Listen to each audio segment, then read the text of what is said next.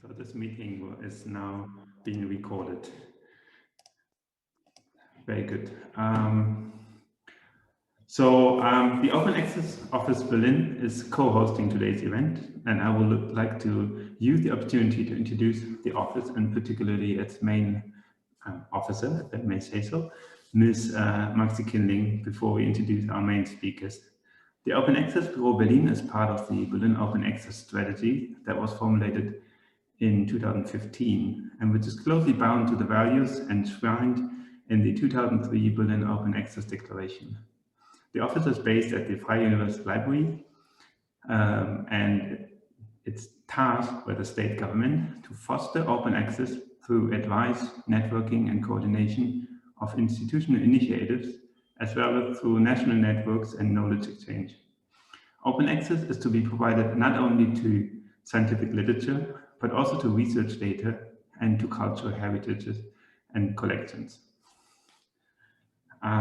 If you are entering the open science community in Berlin, I can tell you from my own experience, there is no way that you will not immediately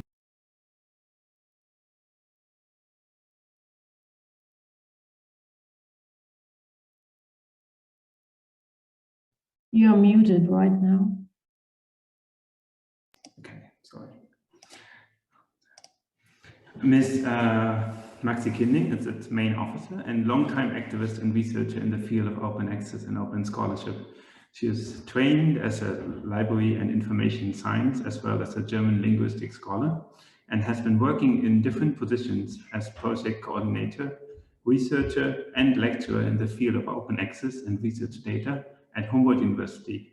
Since 2019, she's a team leader and open access consultant at the Open Access Bureau Berlin, a position that gives her a profound insight and overview of the local, regional, and global open access debate and its details, which we hope to touch upon today. So we welcome Ms. Kindling as co-host and discussant of today's lecture, and I'm very pleased and thankful that you accepted this task, and would like to give you the honor to introduce our key speaker today. Thanks very much, Stefan. I'm at Humboldt-University actually today, and here's some construction work going on. I hope we can cope with it, and I can be good. I understand. So, Mr. Smits, we are very delighted to have you here today in our lecture. And I will give you a short introduction to the students and our guests in the lecture on your person. So Robert Jan Smits stems from the Netherlands originally, where he obtained his first degree before going on to study in Switzerland and the US. He served at the Ministry for Economics until 1889 and started to join the European Commission, where he achieved several goals that are shaping Europe's science system today. Against the opposition of member states, Mr. Smits was persistent to establish the European Research Council in 2007. Between 2010 and 2018, he served as the Director General of Research, where he shaped the major funding program Horizon 2020, and where he was starting to deal with open access and open science as a new way of organizing science. This led to the nomination as a special advisor in 2018 by European Union's Research Commissioner, Carlos Moedas, to organize a sustainable path towards more open access, dubbed as Plan S, and I know most of you have already heard about it, with the aim to get more research paper outside of paywalls and freely available. Since 2019, Mr. Smits is the president of the Eindhoven University of Technology, and in 2018, Nature included Smits in its list of Nature's 10. He is also holder of an honorary degree from the University of Edinburgh and has been achieved numerous awards, such as the Excellence in Global Science Award from South Africa and the Academy Medal from the Royal Netherlands Academy of the Arts and Sciences. And with this, we welcome you very much, and we are looking to your talk, Mr. Smits.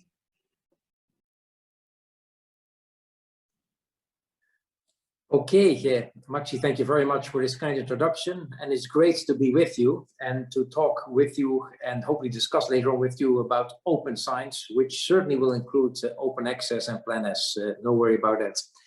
And Stefan has been so kind to, I think, share the slides for me. You will probably notice that when I'm going to give this presentation, I still will talk a lot about we, if I refer to the European Commission, because I've been working there for so many years, almost 28 years, that although I'm back in the Netherlands since a year and a half, my home country, it's still, when I talk about we, I often talk still about my Brussels years at the European Commission. So apologize for that already. Let's give it a start. Next slide, please. In 2014, the European Commission did a consultation amongst the scientists in Europe, the researchers in Europe, with the following question. Well, we have the feeling, scientists in Europe, researchers in Europe, that the way we do science and do research is changing profoundly. Do you agree with that finding? And if so, what are the drivers of the change? What is causing the change in which we do science and research?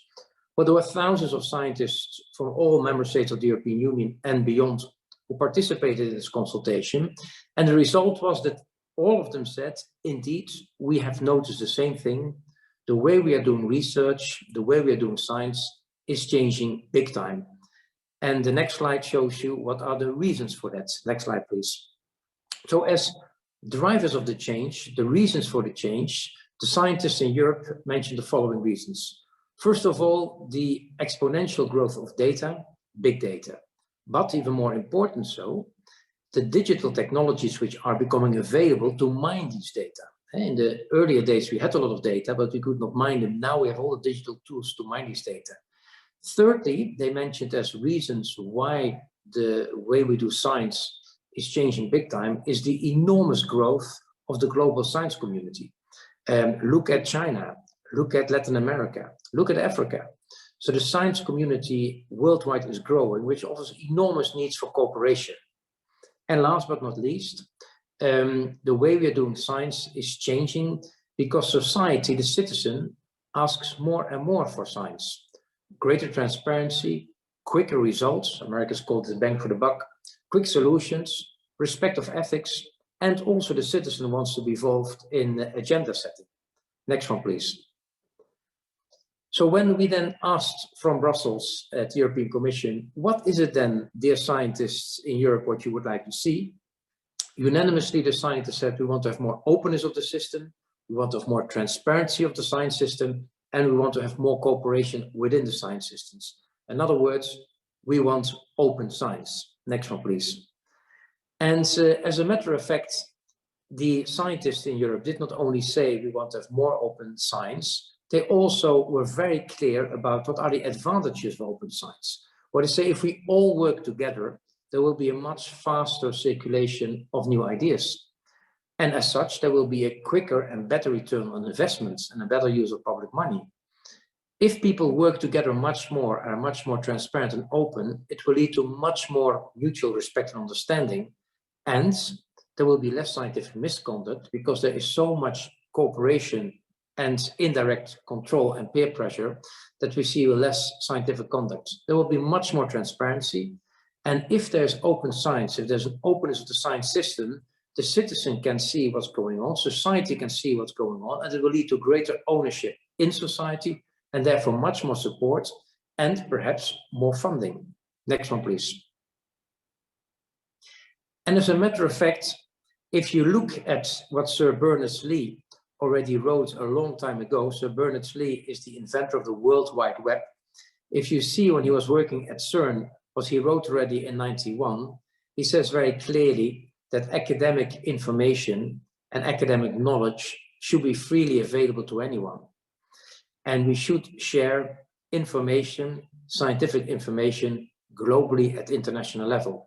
So he already in 1991 was talking about open science and promoting it. And by the way, the next slide, you see the man at his office in CERN. That's the next slide, please. And what is quite interesting, I put on the left side his first paper in which he talked about the World Wide Web, because he's the inventor of it. That was in '89. And it is quite interesting what the supervisor wrote in it by hand. They called the ideas of Berners-Lee to create the World Wide Web vague but exciting. So it's quite interesting, these comments which we discovered on the paper, the first paper on the World Wide Web. Next one, please. What happened subsequently is we asked the researchers in Europe, science community, can you come up then with an open science agenda? Can you identify priorities? And this is what the science community in Europe came up with. They said, first of all, we want to have open access publications. Secondly, we want to have open access data. We want to have much more cooperation across the globe on the big societal challenges, notably Sustainable Development Goals. We want to have much more rules and guidelines on research integrity. We want the citizen to get involved much more in science, citizen science. There should be new metrics in order to assess academic performance, and that should lead to new tools for rewards and recognition.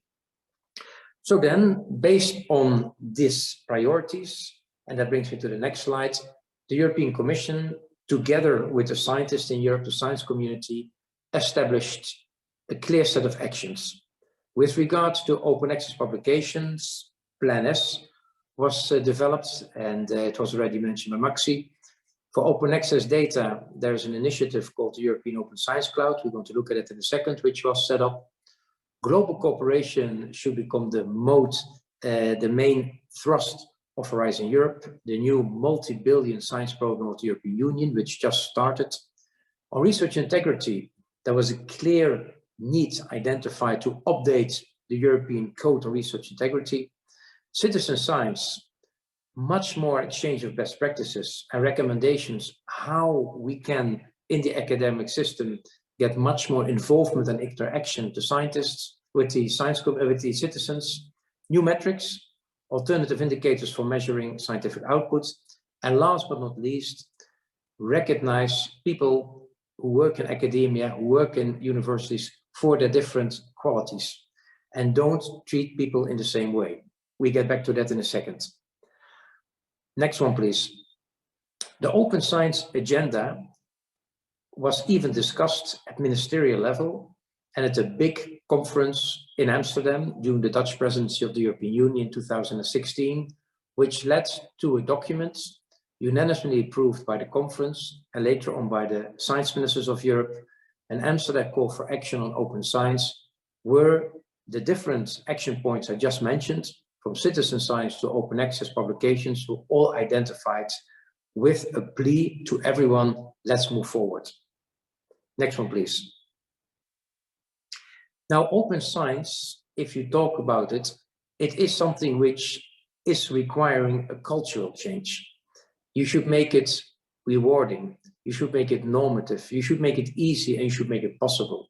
So open science is requiring a cultural change inside the academic community. And why this is not obvious and not easy, I'm going to explain to you later on. Next one, please.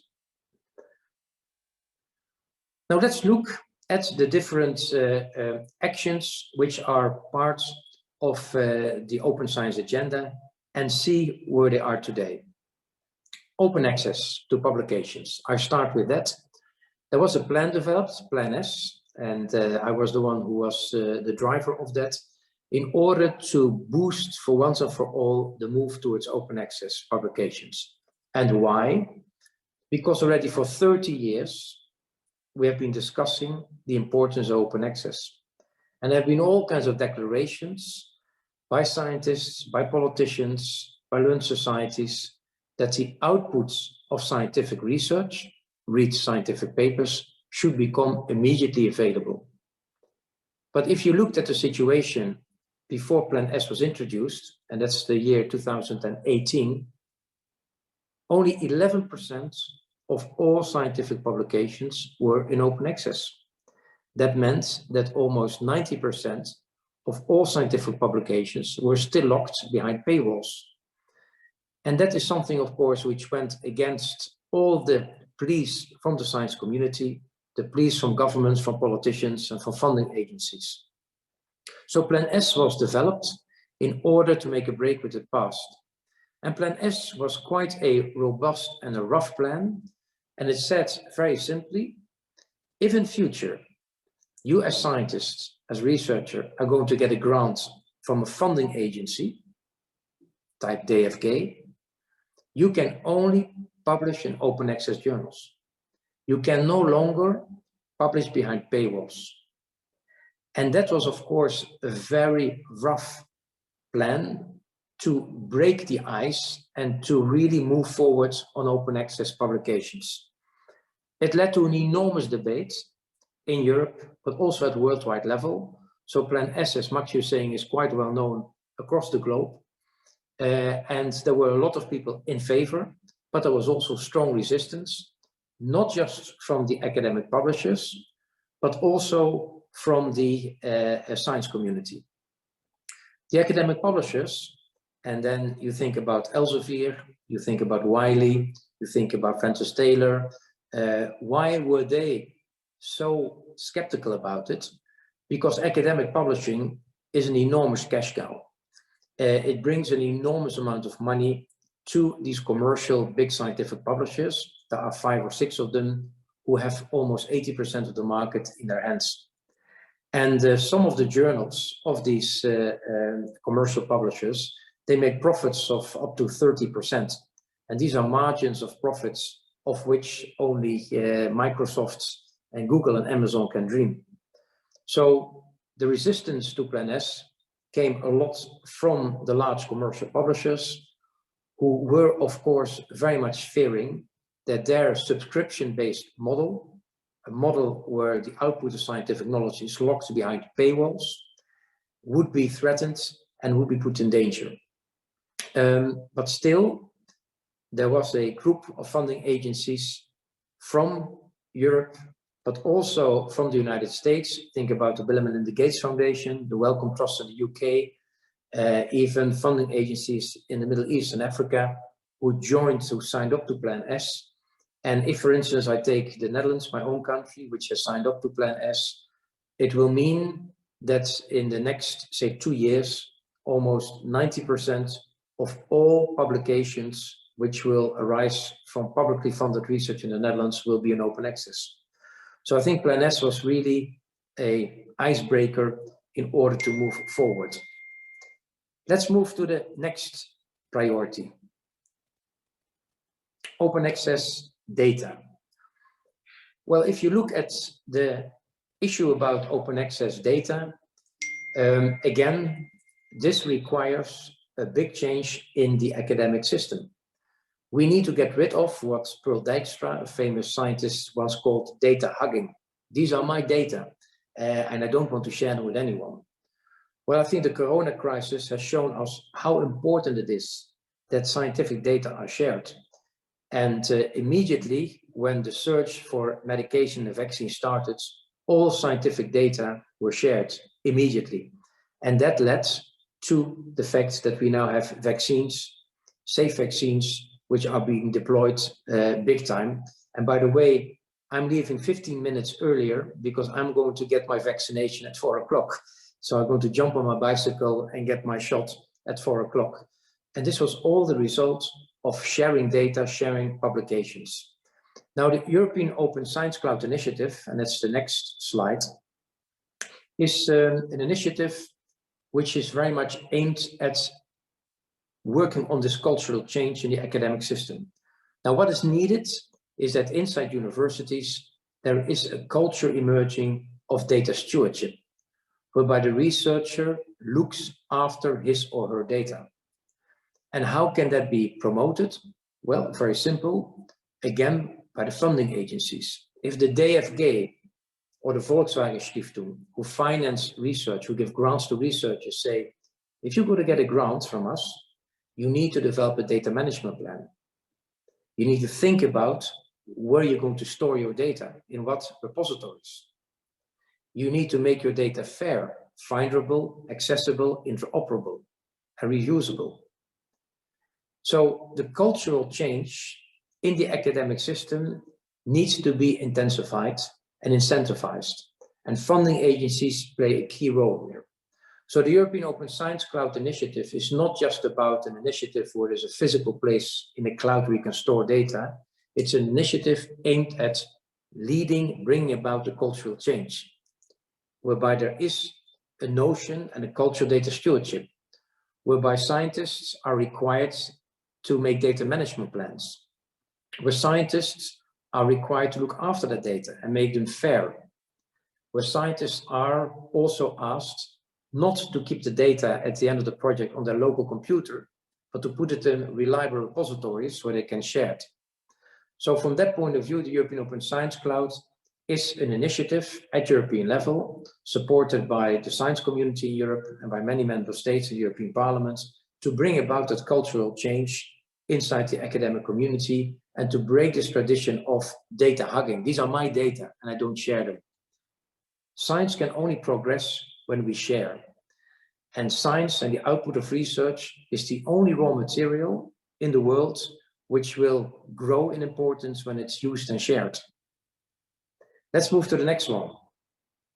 One of the action points related to, of course, data sharing is what is called the Data Stairway, the stairway to the data heaven, whereby we talk about the different steps in order to allow to this cultural change, whereby sharing of data, looking after your data, putting them in repositories, sharing the data at European level becomes the normality and not the exceptional situation. Next one, please. Now, another action point of the Open Science agenda was, of course, the global cooperation, because I mentioned already that the science community at global level has grown enormously. Look at how many universities are created each 6 months in China or in Latin America. So there's an explosion there of academic activities and of the academic community. And that's why the new funding program, Horizon Europe of the European Union, with a budget of almost 100 billion euro, is an open program which allows scientists from all over the world to participate in the program. Because it's only through cooperation that we can extend the frontiers of knowledge and that we can find solutions to the ground societal challenges. Because the COVID-19 crisis has shown how important it is that we work together at global level, that we share data and information. And if we have done this now for the COVID-19 situation to get to the vaccines, why don't we do that not for climate change or for the fight against cancer or the fight against Alzheimer? Let's do it now also. Let's learn from the COVID-19 crisis and let's now also share data and share publications immediately in the other areas where we have so many problems still to address. Next one, please. And there you see the logo of Horizon Europe. Next slide. Well, another priority identified in the context of open science was, of course, research integrity.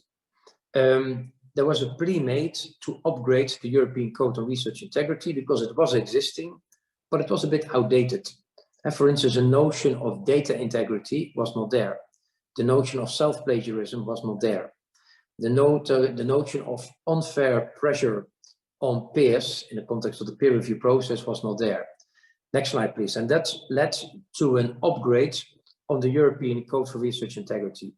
And the person who played there a crucial role comes from Germany. You see him there in the middle with his glasses. That's Günther Stock. He is the chairperson of the Leopoldina Academy. And he took on it the task to upgrade the European Code on Research Integrity. And he produced this document in 2017. And I'm very happy that this very impressive document has now been integrated by almost all member states in the national codes on research integrity. So Germany played a very important role in upgrading and modernizing the European Code on Research Integrity. So thanks once again to Günther Stock and his colleagues. Next one, please. The next slide is very much related to citizen science. And that's quite an interesting topic, because when in Brussels at the European Commission, there was the consultation taking place about citizen science. And the question was asked to the researchers in Europe and the science community, do you want that the citizen gets much more involved in science and a greater interest, 90% of almost 100% of the European scientists said, yes, the citizen needs to get a greater interest and the citizen needs to get much more involved. But then when we asked the second question from Brussels, scientists, do you want the citizen to be involved in agenda setting?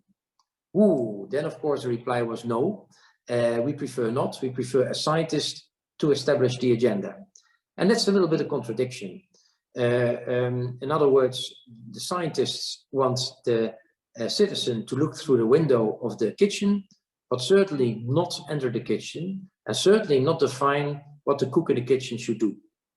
And that shows that on citizen science, next slide, we still have a long way to go.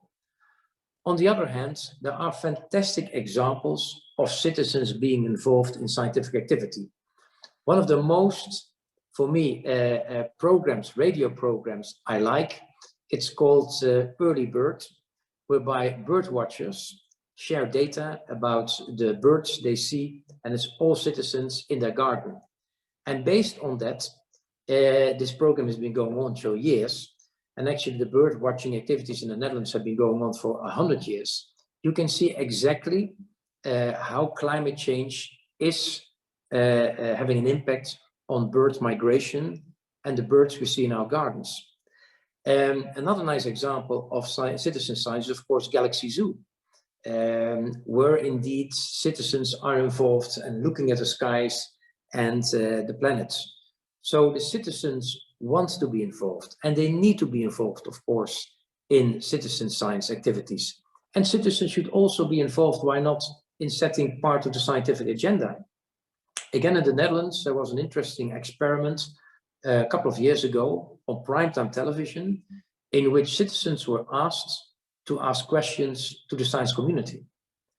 And it was fascinating because the questions which the citizen asked to the science community were issues which were not high on the agenda of the science community. I remember very well that one of the topics was pain. What causes pain? And how can we deal with pain from all kinds of angles? Now, it was quite interesting. On prime time television in the Netherlands, the scientists reacted to these questions. The government made money available. And there was, for the first time in history, a real agenda setting, direct agenda setting by the Dutch citizens for the science community. And I think this was a great initiative. Again, bring the citizen much closer to the science community. Next one, please. New metrics. This is a fascinating topic. What does it mean? The ones who work in universities, work in the academic sector, they know exactly that careers are determined by only one thing: your number of publications in the so-called high impact journals, which are the subscription journals behind paywalls. You are in a university not very much rewarded for the teaching you do, for the knowledge you transfer to industry, for the societal problems you solve, for the startups you generate, for the science communication you do in schools, for the scientific support to policy making. The only thing which counts in academia is your number of publications in these so-called high impact journals. That brings me to the next slide. And although all universities have decided to sign the so-called DORA declaration, that is the next slide, we see very clearly that still today a lot of lip service is paid to DORA. And the DORA declaration is the San Francisco Declaration, is an agreement with all universities who signed up to it, that they would no longer decide the output of scientific research purely on the number of papers published in the so-called high impact journals. But still today, this is not the practice at most universities. And that brings me to the last topic, and that is a topic about rewards and recognition system. Next slide, please. That is very much related to the previous topic of new metrics. At the moment in academia, the rewards and recognition of people who work in research at the university, the professors, is very much determined still today by the number of publications in the so-called prestigious journals, not by the teaching they do, not by the science communication they do, not by the startups they generate or the knowledge they transfer to industry. It's all still determined by the number of publications in these high impact journals. Next one, please. And that's why, as part of the Open Science agenda, the slogan is give room to everyone's talent. Recognize people for their different talents. There are in academia, and I see it at my own university in Eindhoven, people who are great at doing research. There are people who are great at doing teaching. There are people who are doing great at science communication, who are very often in schools or on television talking about the importance of science. There are people who do a fantastic job in transferring knowledge to the local industry, or who generate startups, or who provide scientific support to the government, so the government can take decisions. Let everyone find their place and reward them based on that. And that means that the reward and recognition systems in universities has to be changed big time. And I see it in my own university. And I see it today still in my own university, how difficult it is to change that culture inside the universities. That brings me to the last slide. Next one, please. And that's to make a kind of an assessment about the Open Science agenda. Now, if you ask me, where have we made big progress? Where have we still a long way to go? And where have medium progress? I would classify things accordingly. I think on open access publications, notably thanks to Plan S, we've made an enormous progress with regards to open access publications. And I'm very grateful there to an initiative, again, very much led by Germany, OE 2020, Max Planck Initiative, to work on transformative agreements whereby traditional subscription journals are being transferred into open access journals. I think we also made quite a lot of progress on the European Code, the new Code on Research Integrity. And once again, very grateful to the Leopoldina Academy in Germany for taking a lead role in modernizing the European Code on Research Integrity. I think we made medium progress on global cooperation. And why do I say medium progress? Because we all know what's going on in the world. We had seen the America First agenda of Trump, which was not inviting global cooperation, which was on the contrary breaking down the multilateral system which was built up after the war of cooperation. We know exactly what's happening in China, the ruthless agenda of the Chinese government to make China first and to become the technology leader. So global cooperation is under threat, is still today under threat. I hope only that we will go further, and not just with regard to COVID-19 in sharing data and publications, and also on other grand challenges like the ones I mentioned, cancer, Alzheimer. We make cooperation the normal tool, but that requires that all countries of the globe have to respect the level playing fields rules of the game. And that still is a big issue on the discussion. I think on citizen science, we are making progress, although still I note that a lot of university researchers don't want the citizen to be involved in agenda setting. Open access data, we still have a long way to go. And with the European Open Science Cloud and also initiatives I see in Germany at the universities, we're making progress, but we are, I think, still there at the medium level. Now, I think where we still are not there is the whole metrics and it's the reward and recognition system. I think there we have hardly really made progress. And again, I see that in the Dutch universities, I see that in many other universities in Europe. Everything related to an academic career is still related to publications in these so-called high impact journals. And that's something which needs to change. And it can only change by leadership from university leaders in order to make it clear that, for instance, the people who teach are rewarded in the same way as the people who publish. But again, that is a very difficult nut to crack. And that brings me to the very final slide. And that's to thank you all for your attention. And I hope that we can have a lively debate on all the different elements of open science. And of course, since Maxi is there, notably also on open access publications and open access data. Thank you very much for your attention. Thanks very much, Mr. Smits. It was a great talk, and I think it was a great overview on all the activities, especially on the European level, as well as an inspiring talk for all of us. I prepared many points for discussion, and I would like to start with some of them before we open the discussion to all of our guests today. And I'm already trying to include some of the questions that the students posted in our communication channel. So my first would be concerning OA and Plan S and the future, the bright future. So open access was heavily pushed by the serial crisis and libraries that could no longer pay subscriptions. Focusing especially on transformative agreements with big publishers. So still the public is paying enormous amounts of money. We still have some publishers dominating the publishing market. If we follow the path taken, what is your assessment or outlook concerning this development for the upcoming years? Will large publishing houses lose influence and dictate prices less? Well, I tell you one thing, what I still regret that I did not stick to that. In the original Plan S I drafted, there was one provision as well, and there was a cap on the APCs, a cap of €2,000.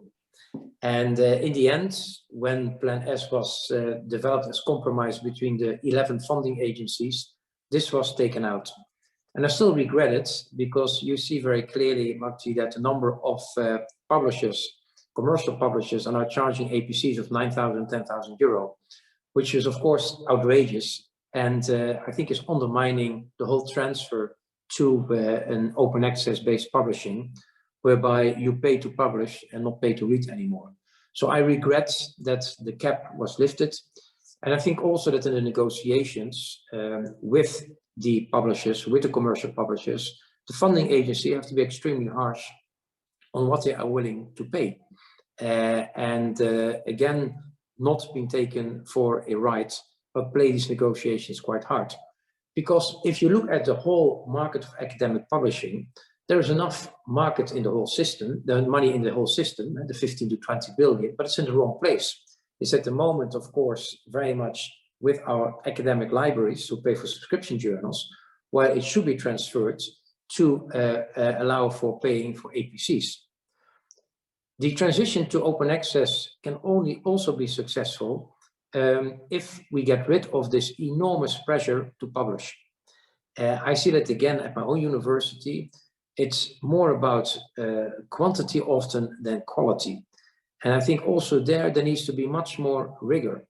And we need to be also much clearer. It's not about how many papers you publish, but it's about the quality of your papers.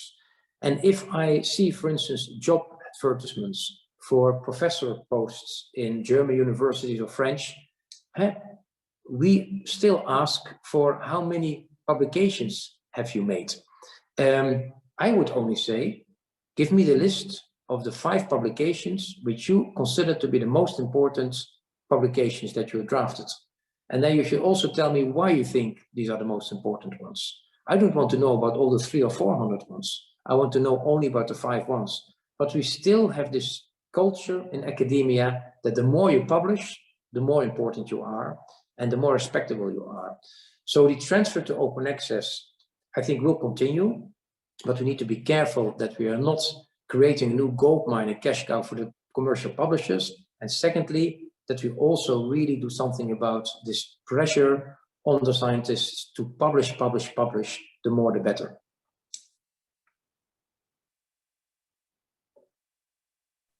Thanks very much. I think that the benefits of open access are quite obvious to all of us. And we've seen this in the communication channel, what the students have written and which questions they raised. But we still wonder about how to eliminate imbalances in scholarly publishing between the so-called global South and North, but also between universities and higher reputation and less reputation institutions. What about those who want to publish but cannot afford high article processing charges. And so some students stated open access is free for readers, but not for the authors. So again, the global north has an advantage over the south because money can be available for scientists in the north. So what's your opinion on that, or what's the position of the European Union concerning those developments? Well, as I mentioned, there's enough money in the system, it's just in the wrong location. And one of the components of Plan S was also to give waivers for the countries in Africa, in the global south, to allow them to publish. So from that point of view, Plan S had foreseen, of course, that an important part of the money, the 15 to 20 billion now in the market of academic publishing, would be used to give waivers to scientists from the global south. And I think that that would certainly help the problem. If you look at now the situation, many of the scientists in the global south are not able to get access to scientific publications because the libraries in the African countries or in the global south countries are not allowed or are not able to finance subscription. I can recommend anyone of you to look at the movie called The Paywall. I don't know, Maxi, if you've seen it yourself. Yes. It's a movie made by a Canadian director called Jason Smits, and it's a kind of docu-movie. It's a series of interviews about the publishing market. And then in this movie, they interview, I think she is the president of the library, academic library of Nigeria. And she said, listen, we have no money to pay for all these subscription journals. I mean, how do you want us to build up a knowledge economy if you can't even pay for these subscription journals? So they are very much pushing for a system of open access because that will be allowing everyone to have access to information and to basic knowledge which is generated by the public purse. But taking a more global distance from this whole situation, if you look at what the scientific community has let itself into, it's a very bizarre system. We pay 3 times. We pay, first of all, the public purse, the taxpayer pays for the research that's being done at the universities. Secondly, the taxpayer is paying for the researchers who do for free the peer review for the commercial publishers. And then thirdly, the taxpayer gives money to the academic libraries to pay for the subscription journals. So we pay 3 times for a product we have generated ourselves with taxpayers' money. So the big question which many people have asked, and me too, how was the scientific community in Europe, the research community here, full of intelligent people, able to get themselves involved in such a stupid system? Thanks very much. I think we will have some more questions on this, but I would like to go further in my prepared questions. So one aspect you haven't mentioned before was on the role of research software. So what is the role from your perspective? Recently, the German Research Foundation stated in a paper that the availability of research software is very important. And with regards to progress in science, and I guess this means that it will be one of the main priorities for funding in the next years. What is the role of research software in your open science big picture? Well, its open science agenda is all about sharing openness and making tools available to everyone, whether it is data or publications, or whether it is software, open source. So I think it's a trend which we see all over the place, and that is the only way forward, is sharing tools, sharing software, sharing data, sharing publications. So this fits very, very much into, I think, the next phase of the open science agenda perfectly. So actually, what would be the plan as for data and software? Well, for data, it was quite an interesting debate which we had when we started with Plan S publications, and we decided at that time to exclude the data for a very simple reason. is that the data are an extremely complex matter. And let's not forget a lot of the data which are generated by scientists still are part of this data hugging culture.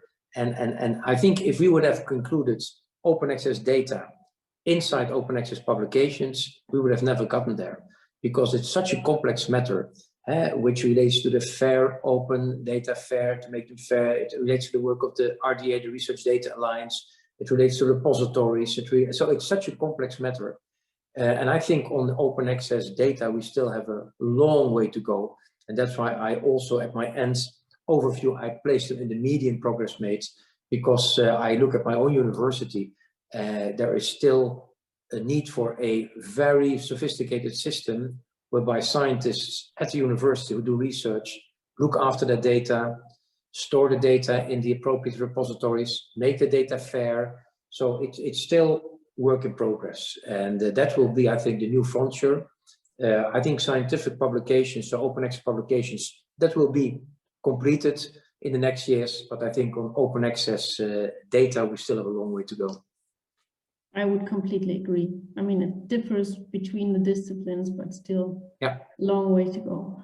I would like to talk more about open science on a global scale. And one interesting point for me is the UNESCO and open science. Most of you remember possibly that UNESCO mobilized more than 120 countries in the world to promote open science and international cooperation. And how far do you think that the pandemic triggered open science by means of achieving a sustainable open science and progress in a sustainable way? Yeah. Well, which is quite interesting. I heard from the United States that during the pandemic, during the enormous clash between Trump and Xi Jinping from China, whereby there was an enormous fight, there have never been more co-publications on COVID-19 between Chinese and American scientists than before.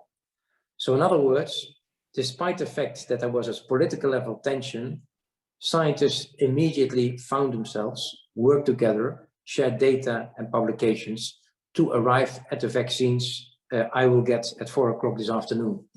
So I can only hope that this sharing will be the new normal and will be used for addressing climate change or the Energiewende or for Alzheimer or cancer.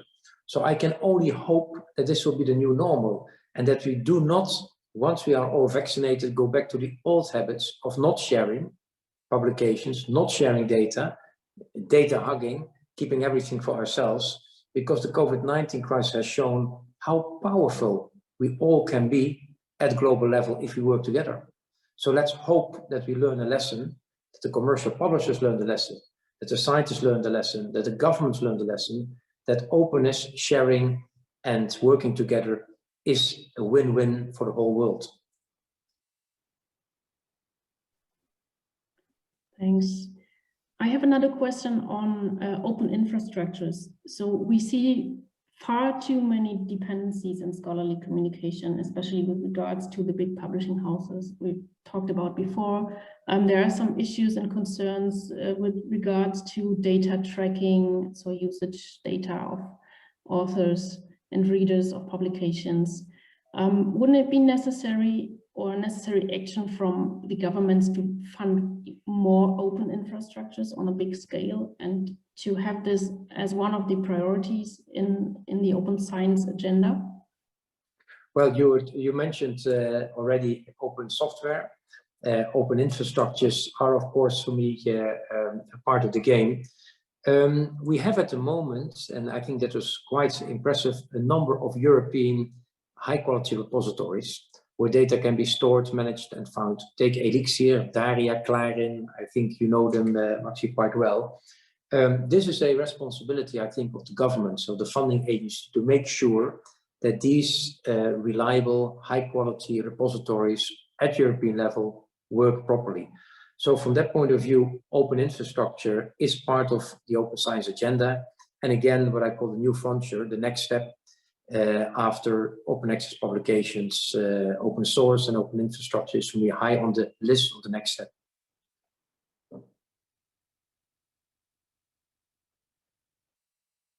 You need to, yeah. Okay. Sorry. Thank you very much. I would like to open the discussion to our audience because I'm quite sure there will be a lot of questions and discussion points. Otherwise, I surely have some more. Is there anyone who wants to raise a question to Mr. Smits? Evgeny, you want to talk with us, or shall I read out? You can unmute your microphone. Yes, thanks. As I posted in the question, I hope you can hear me well. Yes. I would be interested in, I mean, you mentioned, and I completely agree, that there has been relatively little progress, unfortunately, made regarding career assessments and reward systems. So what would you say are main reasons, and especially what would be first steps to address this? I think it's completely the culture in academia which is preventing it. I give you a nice example from my own university. We have normally when someone gets a big prize at our university, it's normally a research prize, we put up a big poster. So we had quite recently a very prestigious research award given to one of our top scientists, and he got a very nice big poster. But a few months later, we got a prize from the Ministry in the Netherlands of Education because we had the Teacher of the Year at our university. And do you think that she got a poster? She didn't get a poster. So I immediately said to my rector, I said, but you know, where's the poster for the Teacher of the Year? And oh yes, so we need to make also a poster for her. So it shows that this is not embedded in the genes of the academic institutions. It's all about recognition for research, and research is important, let me be clear about it, but also recognize people who do other things, like giving education and teaching, or science communication, which I think is extremely important. There's a lot of people who go to schools to talk about STEM, to talk about science, to interest young children. I mean, this is a very important thing to do. Recognize people for that. So it's all about cultural change inside an academic system, which is extremely difficult. I've once said the biggest inhibitor to change inside of the academic system is the academic system itself. I'm sometimes surprised how scientists who on the one hand are extending the frontiers of knowledge and do the most sophisticated research are still thinking and working in a very traditional way when it comes down to reward and recognition. And who can change the culture? It's the leadership. It's the presidents of the universities, the vice chancellors, directors of the universities. They have to really show the leadership, like we have done it in the field of gender equality.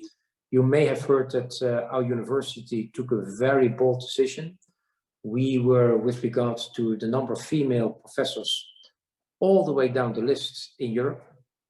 And we decided, when I joined the university, that vacant posts would only be opened for female candidates. And males could no longer apply. Well, this led to a huge row, of course, and a debate not only in the Netherlands, but worldwide about our measure. But again, if you want to change the culture, you need to take, as management of a university, sometimes a radical decision to change the culture. And the same is not only the case for gender equality, but it also should be the case for what I mentioned, for rewards and recognition. Showcase the people who do good teaching. Showcase the people who are science communicators, who are on television, or the ones who create a startup. You know, put them also on a platform and let everyone know that you recognize these competences as well. Thanks very much. So Vivian, you want to link your question to the one before? Sure, thanks. I agree with you completely. I agree with you entirely. Thank you so much for this very, very inspiring talk. And my question went into the exact same direction about the reward system, about the reputation mechanisms. And there are some approaches to create pockets for different reward structures when people, for example, create teaching positions at universities.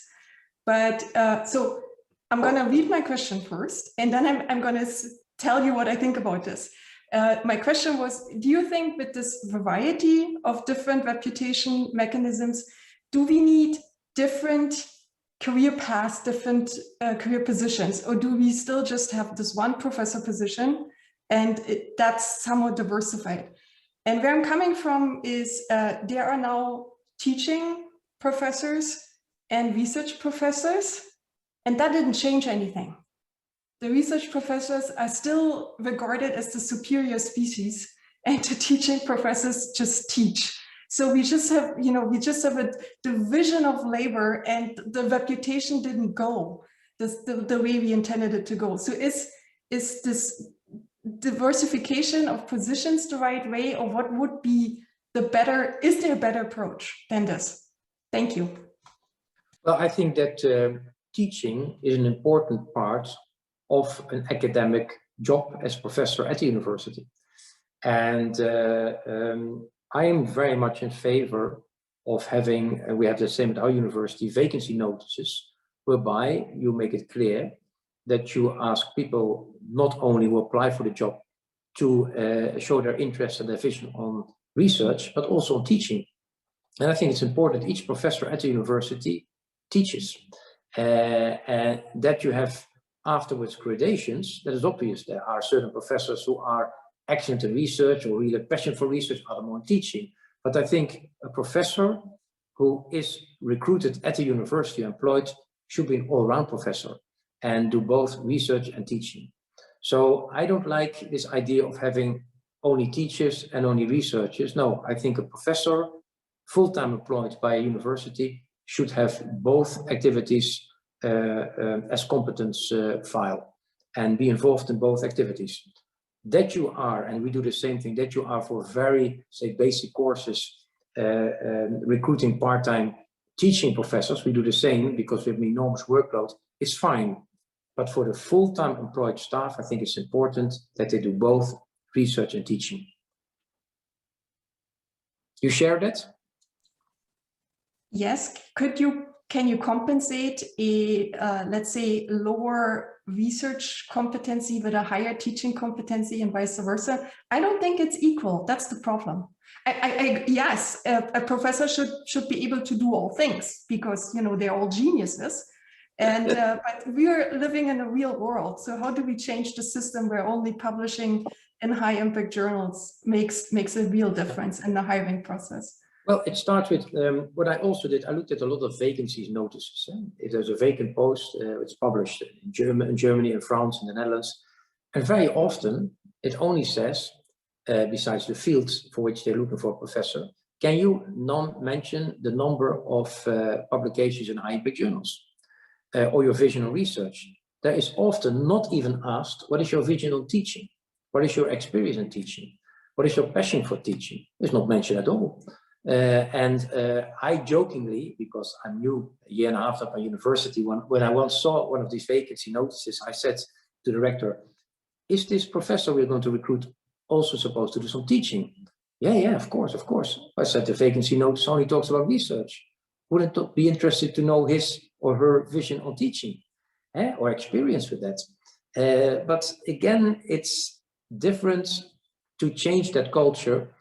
But again, at the leadership at the university, it is the role to indeed change that culture and to showcase and to reward people who do fantastic teaching, and to make sure that in vacancy notices, both things are mentioned, and to make sure that in the vacancy notices, you don't ask for the 300 publications. You say, I only want to know the 5 best publications, and you can tell me afterwards why you think these were the best publications.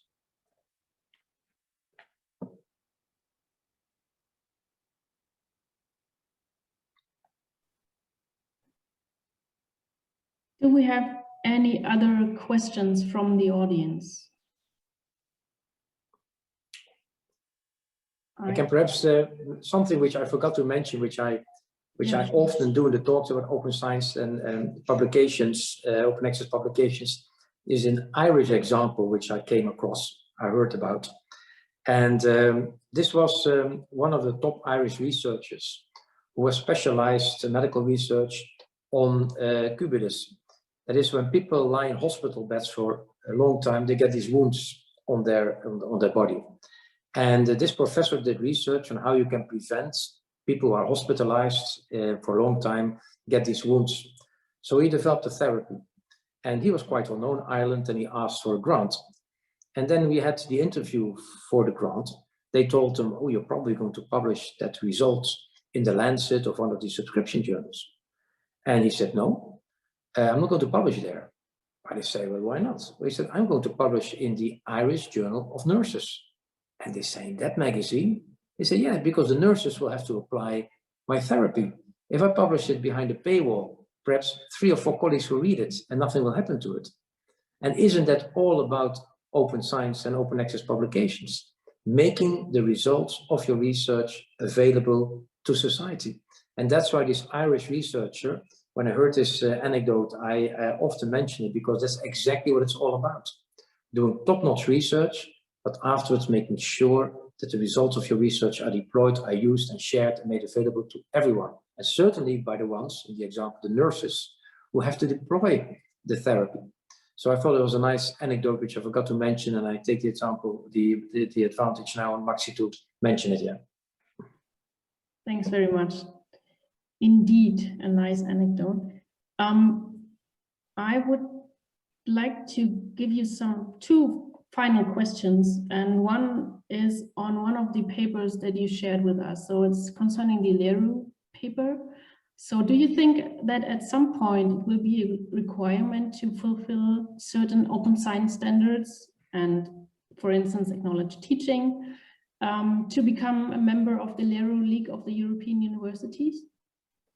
Yeah, that's a good one. And I think the Leru League of Universities takes quite an impressive role in boosting open science. So they pay a lot of attention to it. So I don't know whether it's a criterion for future membership to join Leru that you have to fulfill the different boxes. But I know one thing is that Leru is doing a great job in promoting open science, open access publications, open data. So they are, from that point of view, I think, quite an impressive network. But it's not only them. If you look at the European University Association, which recruits almost 800 European universities, also they pay a lot of attention to the open science agenda. So across the board, I think we are seeing that open science is embedded in academia. On certain topics, it goes quite well. On others, like the reward and recognition system, new metrics, we still have a long way to go. But I'm very happy with the work Leru is doing, with the European University Association, EUI is doing, so with Eurotech is doing. So there's a number of these federations of universities which I think are really promoters of open science, and that's great news. Thanks. I see one follow-up question, and I would like to read it out to be the final question. So Victoria asked, shouldn't the change of culture in terms of rewards for teaching, research, science, communication, and so on start within teaching, so within our bachelor's and master's programs? How to do that? Yeah. Well, exactly, you're right. I mean, at universities, you are also teaching the academics of the future and the researchers of the future and professors of the future. I noticed that in our university, we pay quite some attention already in the first years to notions of research integrity, to open science, to open access. So from that point of view, we have it at our university already in the first year. I see at other universities it's also done, but not at all universities. So also there is still, I think, a long way to go to start with it in the first years and to inform also. I think it's also making clear to students about their obligation to a society and their role in society. It's no longer an ivory tower. It's no longer, you know, being distanced from society. You are, as students or as researcher, you are part of society. You need to contribute to society. You need to be discussing with society and open up what you are doing to society. So I think it's absolutely true that open science has to be part of the curriculum already in the first year, so that students who arrive there, and a lot of them will end up in academia, are, you know, from an early stage and an early day are very much getting familiar with open science notions. Yeah, good point. That was somehow what I was planning to ask you for a concluding remark or recommendation to the students. So I plan to ask you, accepting that we said a lot of times that there's a long way to go, and we've been talking about global challenges, and but what can we do on an individual level? So something like a take-home message for the students would be very nice.